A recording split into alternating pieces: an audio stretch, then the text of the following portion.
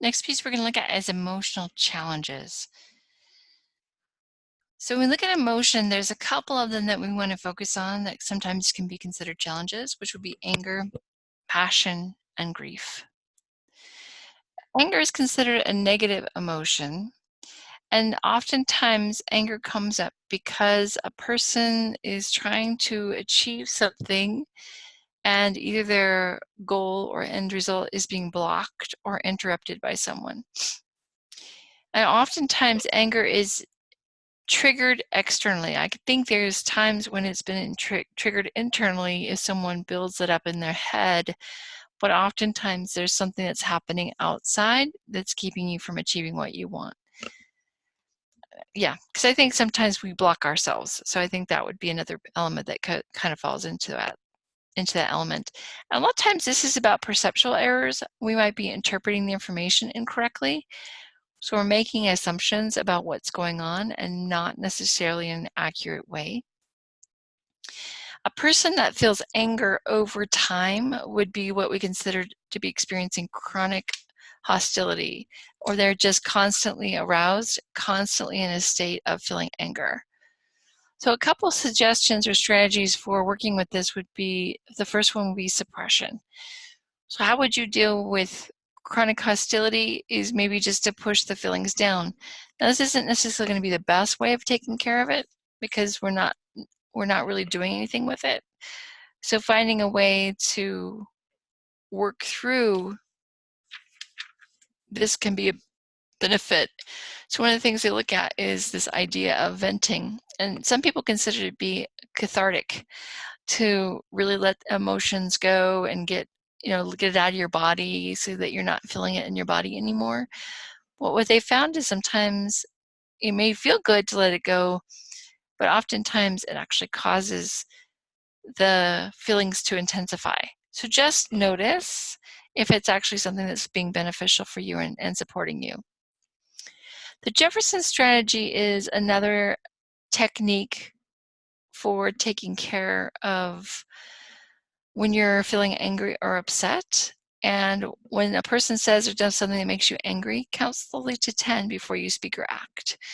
And if you're really mad, they suggest that you count to 100. Thomas Jefferson, which one of our awesome forefathers, thought it was a good technique for just handling anger during interpersonal encounters. So really kind of mastering that so that you're not allowing yourself to continue to feel anger. Passion is another one, and the question is, so why would this be considered to be an emotion that we should be concerned about? Well, I think anything that's in its extreme can be a challenge. Oftentimes, passion is an experience of being surprised. So when somebody is proposed to, they might feel an element of passion. I think all things in regulation can be good. It's actually blended surprise and joy, but I think anything in moderation can be good.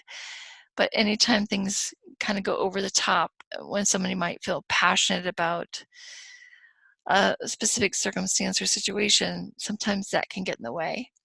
And these feelings can decrease over time. So you might be feeling passionate towards someone or something for a period of time, but then that might decrease over time. Now, grief is intense sadness after loss. So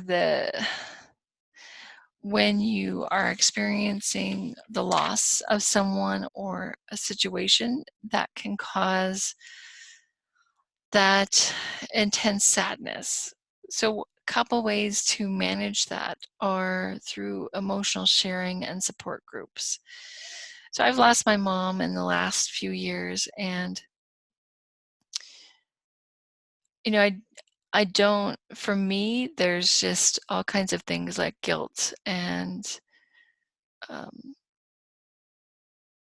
lots of emotions that kind of go into, wishing things had come out differently, or wishing I could have, should have, would have done something differently. And, it's just having to work through it figuring out your own path through that. And I think a main component to know in dealing with grief is that people do it differently. So this isn't about judging somebody else or looking at the way that they're doing it and commenting on a person's experience of it, because one person might experience it different from another person. And you might even experience it differently depending on who you've lost.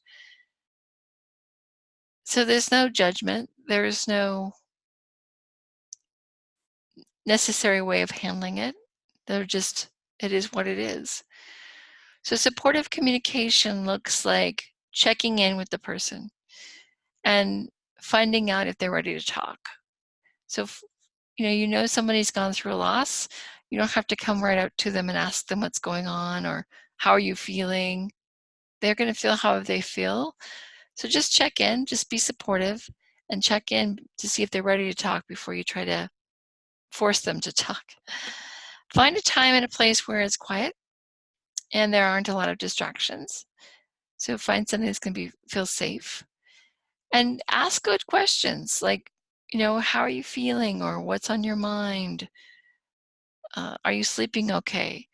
And then another big one is, if that person seems to be pretty dramatically upset, ask them if they're contemplating suicide or if they say anything that indicates that.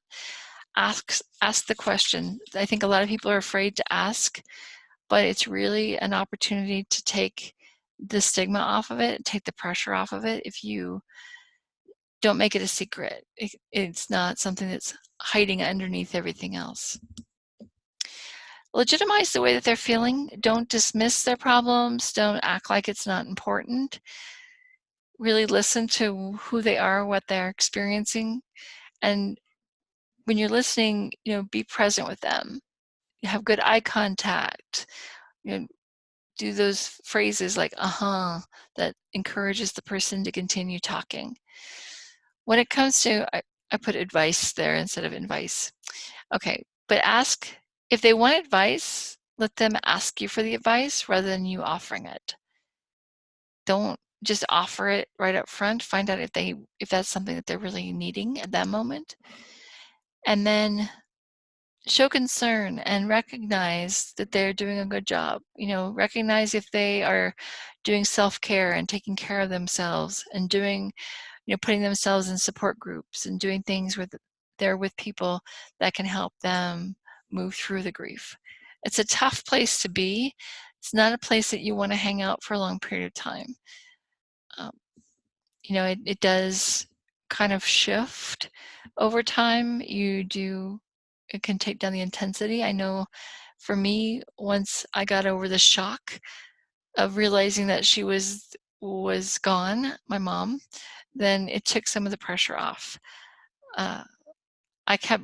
Initially I kept, thinking I was going to call her and then realizing she wasn't there, and that sort of continued to make me feel bad. So I think it helps if you are able to allow yourself to move through it, however you move through it, and things shift. I don't know that it ever goes away, but it shifts and it changes the way that it feels. It doesn't necessarily feel the same way for me. And someone else may feel differently. So that's okay. Whatever it is that someone else is feeling, that's okay. It's just the idea that you're recognizing that people experience this in different ways. Thanks.